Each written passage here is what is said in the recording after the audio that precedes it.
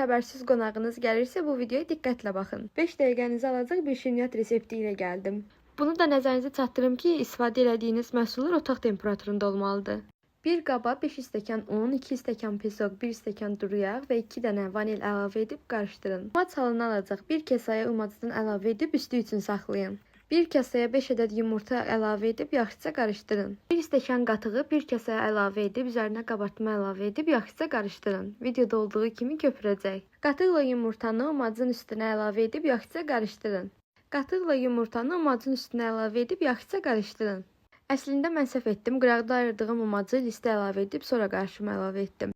Amma siz listi yağladıqdan sonra umaclı qarışımı listə əlavə edib üzərinə ayırdığınız umacı əlavə edib bişirməyə qoyun. Həm bişməsi tez alınır, həm də hazırlanması. Dadına isə söz ola bilməz.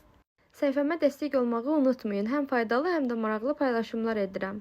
Və bunu da deyim ki, onlayn şəkildə işləyirəm. Əgər siz də sadəcə telefonunuzda rahat qazanc əldə etmək istəyirsinizsə, sadəcə xanımlara aid öz biznesinizi qurub saytlar qazanmaq istəyirsinizsə, indi mənimlə əlaqə saxlayın.